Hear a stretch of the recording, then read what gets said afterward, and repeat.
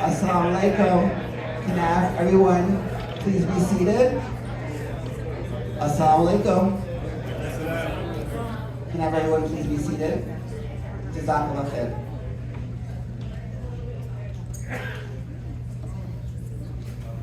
We'd like to invite Hafiz Ahmed Bey to recite some verses from the Holy Quran.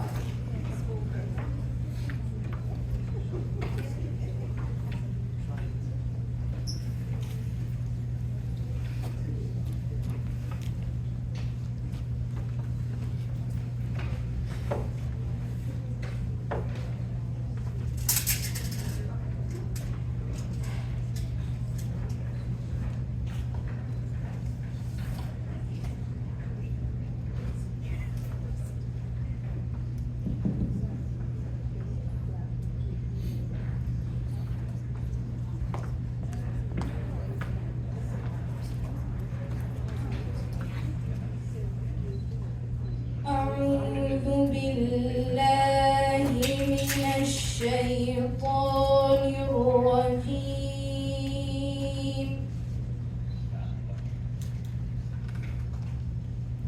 بسم الله الرحمن الرحيم.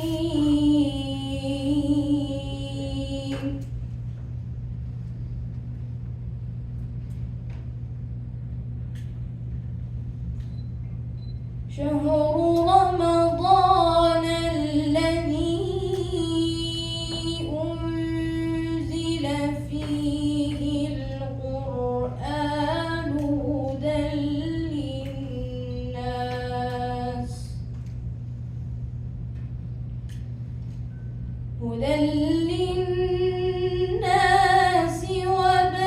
وبينات من الهدى والفرقان، فمن شهد منكم الشهر فليصم،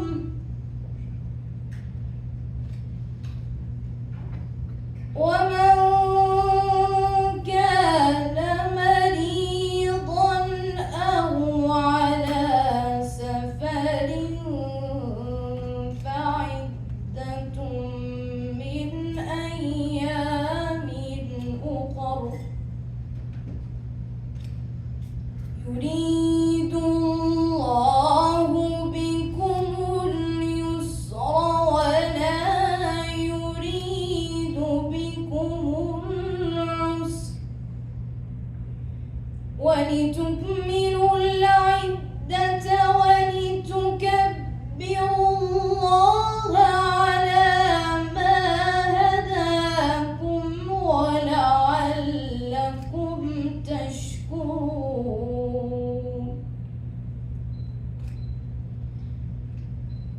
وإذا سألك عبادي عني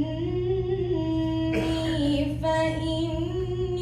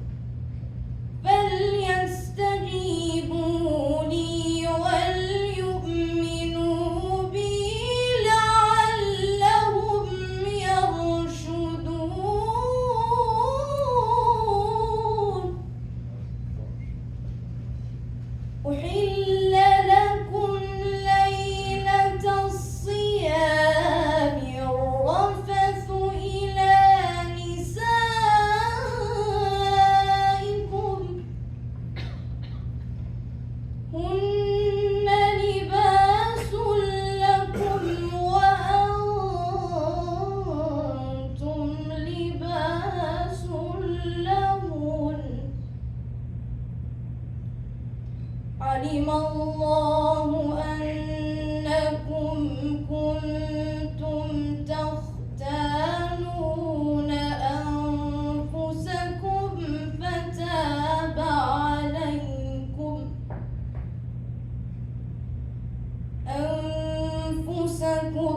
فتاب عليكم وعفى عنكم فالآن باشروهن وابتغوا ما كتب الله لكم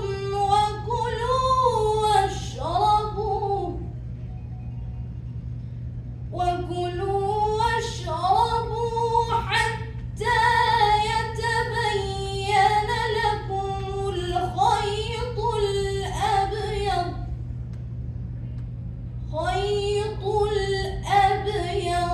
من الخيط الأسود من الفجر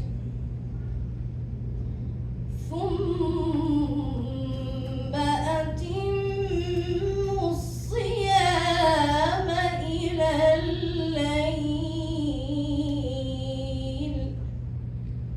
ولا تباشروهن وأنتم عاكفون في المساجد تلك حدود الله فلا تقربوها كذلك يبين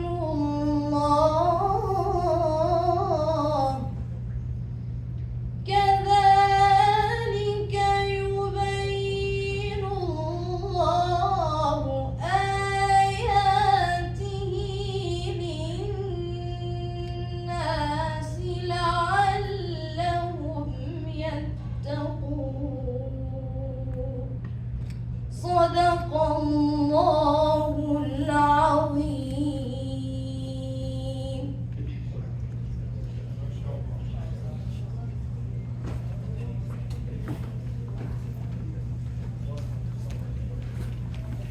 Iftar.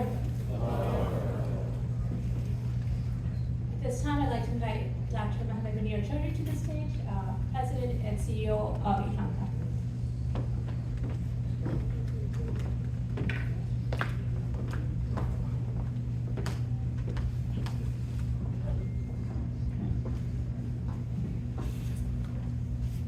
Bismillahirrahmanirrahim. Assalamu alaikum wa rahmatullahi wa barakatuh. Dear community leaders, teachers, workers, thank you for giving us your time during very, very busy schedule, busy time of the year. I know many of you have other activities even after this. So we try to keep the program very short. For the introduction of this place, this was built in the name of Rasulullah Sallallahu Alaihi Wasallam. There are 7 galleries. 2 galleries are the life of Prophet Muhammad. One computer generated, the other is plates, pictures collected from different museums and libraries downstairs. We also have one gallery on, here it's called Hilya Sharif, Ahudiya Sharif. Different scholars described how Rasulullah was in the, under the idea وَمَا أَرْسَلْنَاكَ إِلَّا رَحْمَةً لِلْعَالَمِينَ building on that. They created write-ups. That's in the library.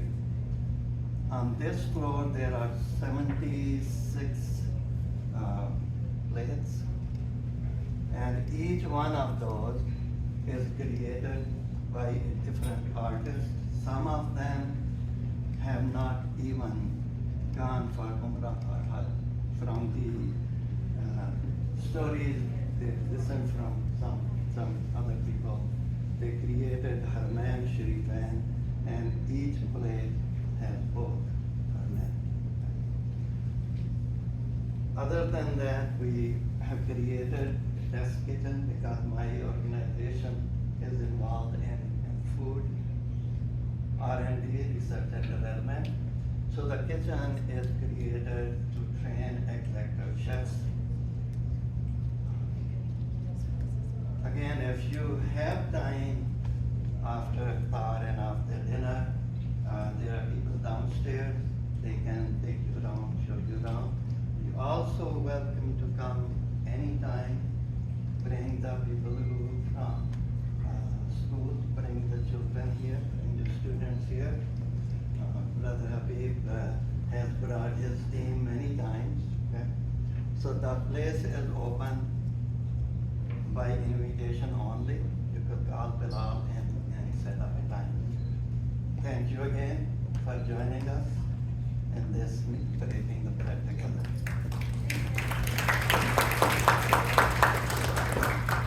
Thank you so much, Dr. Chaudhry. Assalamu alaikum and greetings of peace. My name is Bilal Kazmi and I'm the Director of Programs here at the Sabeel Center. I welcome you again. I see many familiar faces, yet many, many new ones. Thank you for navigating Friday evening traffic while fasting to join together tonight in not only breaking bread with one another, but also building community and being inspired to support each other. The Sabeel Center is an initiative of Dr. Munir Farid Chaudhry and the Islamic Food and Nutrition Council of America, also known as IFANCA. We are a community development space dedicated to the life of Islam's last prophet, Muhammad sallallahu alaihi wasallam. The Sabeel Center is an Islamic museum which houses several galleries highlighting the life, seerah, and examples of our beloved Nabi sallallahu alaihi wasallam. Our galleries, as Dr. Chaudhry mentioned, feature the span of a millennium and originate from all over the Muslim world. Furthermore, the Sabeel Center serves as a base for community development, from offering a robust elder services program to youth empowerment and education, learning resources for new immigrants and refugees, and a halal community kitchen and pantry. The Sabeel Center offers impactful social services honoring the teachings of our beloved Nabi sallallahu alaihi wasallam. With that being said, I invite you, our esteemed guests here tonight, to bring your communities to the Sabeel Center so that we may collectively strengthen the Chicagoland's American Muslim landscape. For our school representatives, principals, teachers, Sabeel offers Islamic art classes and field trips for Muslim and urban youth in order to inspire our future generations in their own rich legacy. For our masajids, we offer our space as a platform for spiritual and religious seminars and conferences in order to promote a greater understanding and appreciation of Islam within and outside our community.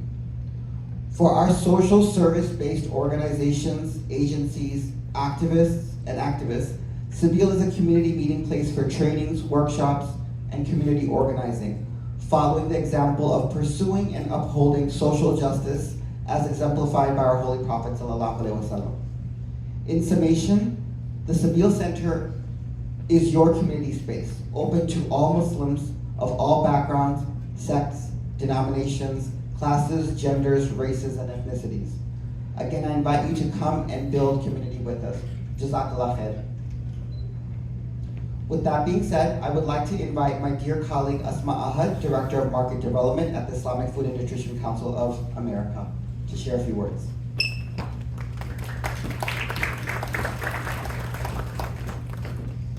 Thank you, Bilal. As Bilal said, my name is Asma Ahad, and I'm the Director of Halal Market Development for IFANCA. I wanted to add a thought that occurred to me while Bilal was talking. A couple months ago, Imam Khalil Latif from New York visited Sabeel Center, and he shared some really great remarks with me. And one of the things he shared is, what a beautiful space to open to the community. And we do a lot of senior programming. And he said, what an honor to be a senior in this community and to be honored into such a beautiful space that has such thoughtful artwork as well as thoughtful programming and brings people together at such an important juncture in their life. And that is really echoed with a lot of the people who come to this center. So thank you, Bilal, and thank you, Dr. Chaudhry, for this amazing center. I was asked to share a couple remarks about Ifanka and what we're all about. A lot of people know us. They might think that we're a halal certifying body. You're right. We do certify halal products, but our mission is much, the way Ifanka started is much greater and had a greater vision than just certification, and we still follow through with that vision with the work that we do. So I'd like to say that before food security or health equity were ever like mainstream ideas, the founders of Ifanka had that in mind, and they wanted to make sure Muslim consumers were secure in the food that they were eating. So what we do is we offer services that enable industry, governments, universities, regulatory bodies to assess their products to make sure they meet halal guidelines. And our certification knows no boundary. We certify products all over the world, every continent. You probably consume products even if they don't have our label on there. There's ingredients in there. We certify so many ingredients that there's probably any product that you pick up at the grocery store probably has a couple of ingredients that are certified by Ifanka. And that's our reach, and we're really proud of that. And to connect it to the work of Sabeel Center, all of us at Ifanka like to look at our work as bringing to life what's required by us in the Quran and the Sunnah, and bringing to life what the Prophet Muhammad ﷺ told us we should follow in terms of halal guidelines. And we not only bring that service to industry, but we enable the world to consume halal. And we're really proud of the work that we do here, and it's reflected in all the way we connect with our community. I work with a lot of you guys on social impact and partnerships, and I look forward to building out our work because we can't do it alone. And we look forward to building out bigger and better programs and having an amplified impact. Thank you.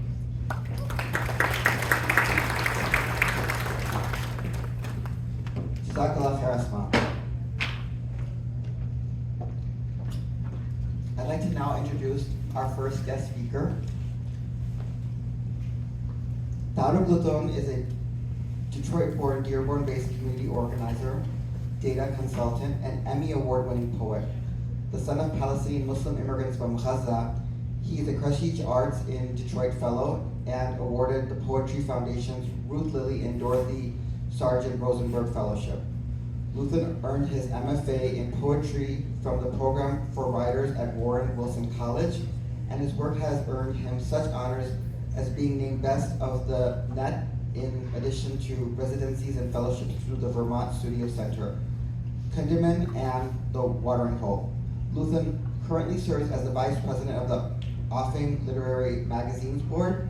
His first collection of poetry, How the Water Holds Me, was awarded Editor's Selection by Bull City Press and is available now. I would like to welcome Tariq Luton to the stage.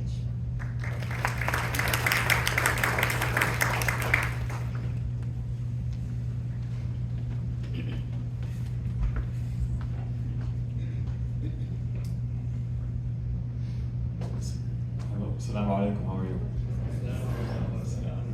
Thank you all for having me. Can you all hear me? Yes.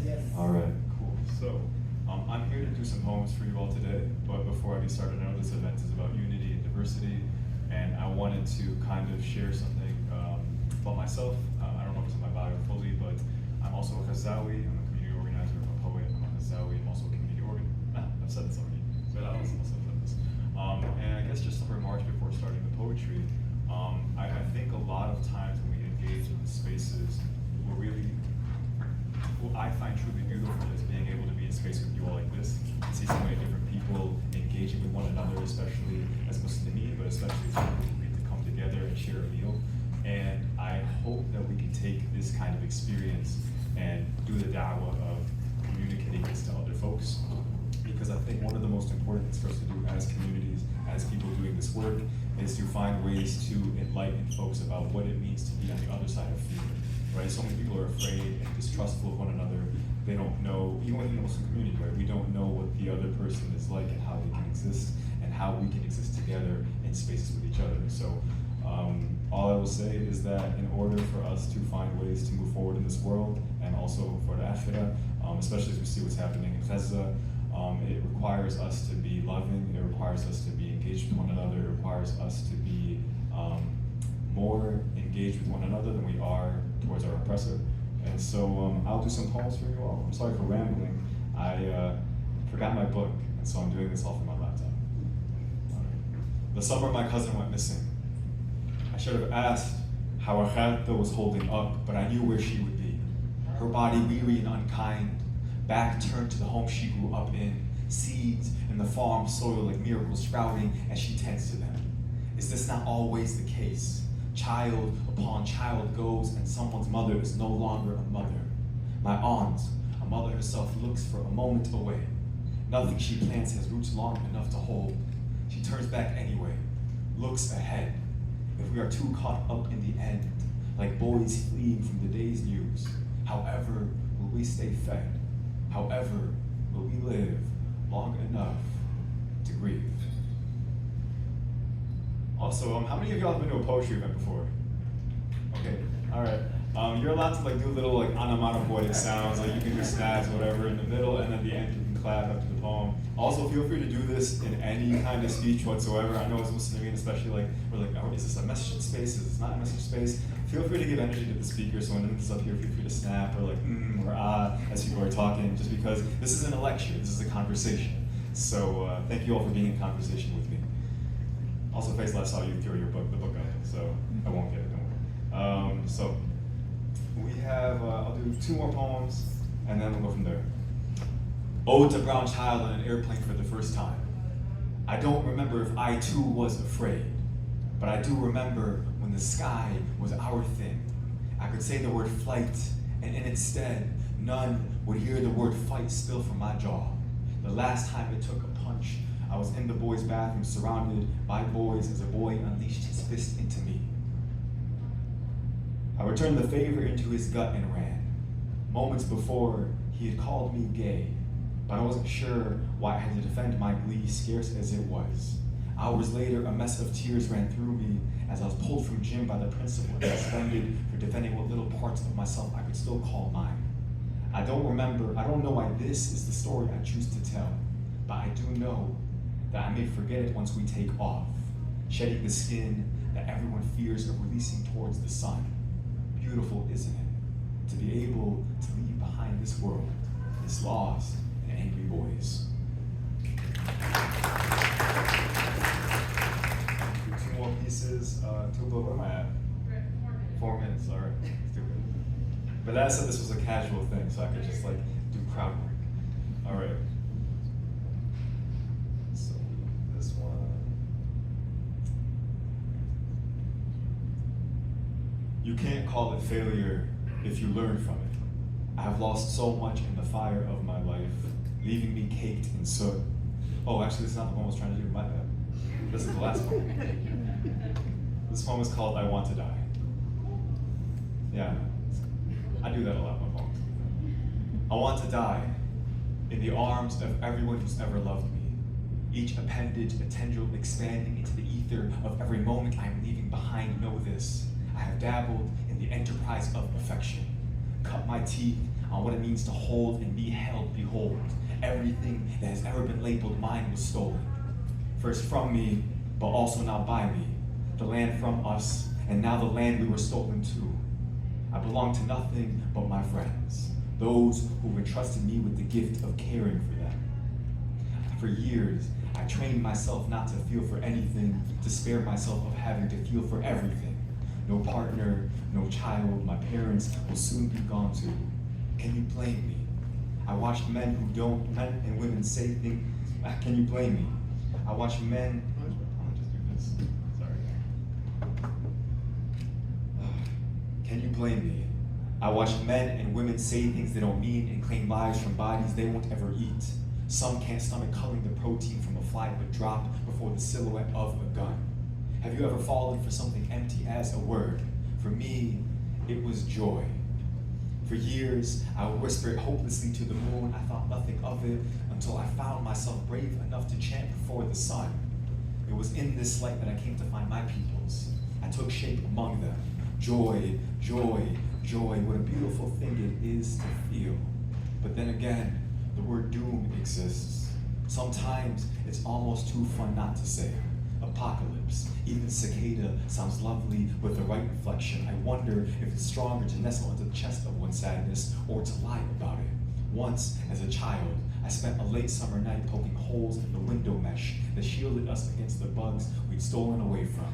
Each puncture a compromise with those creatures seeking refuge. As I did it, I repeated the syllables, synonym, synonym, caught between cinnamon and synonym, letting each letter pass through until the end of the word. I imagine that when this world ends, it will happen like a boy yearning to be released from a warm room, little by little, not all at once, unbothered by the thought of losing his place. I have like 1 minute, so I'm gonna do one more poem. I'm sorry I'm so late. Okay, you can't call it failure if you learn from it. I have lost so much in the fire of my life, leaving me caked in soot. I wanted nothing. After everything I reached for looked like a match. I must be honest, my life is colored by ruin. I want to speak to every moment past, but then, what time would I have left for living?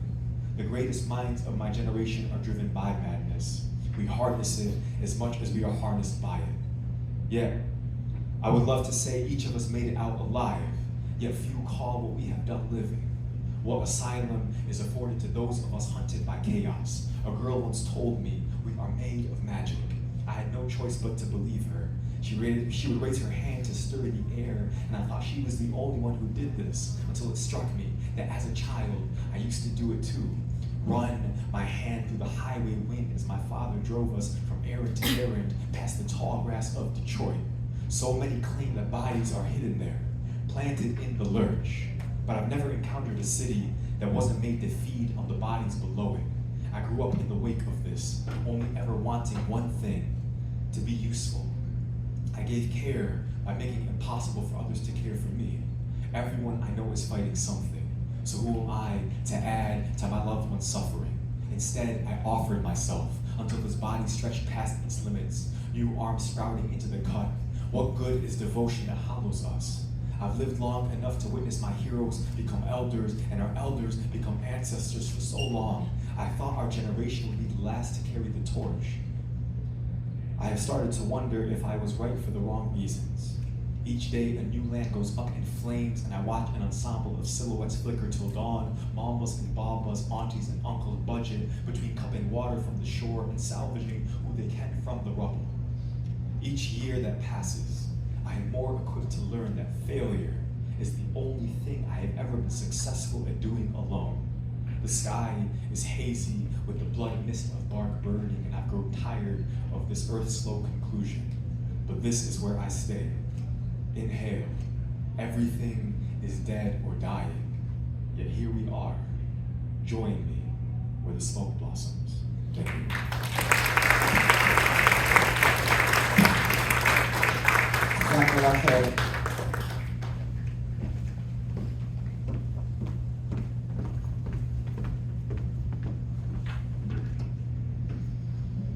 So now I have the honor of introducing our keynote speaker for the evening, Linda Sarsour. And I don't know where to start. It would take me probably just an hour to get through even what I know about Linda. Linda is an award-winning social justice and racial justice activist. She's a seasoned community organizer and a direct action strategist. And she's also a mother of three. I first learned of Linda at the Women's March. I was there in DC, 7-8 years ago?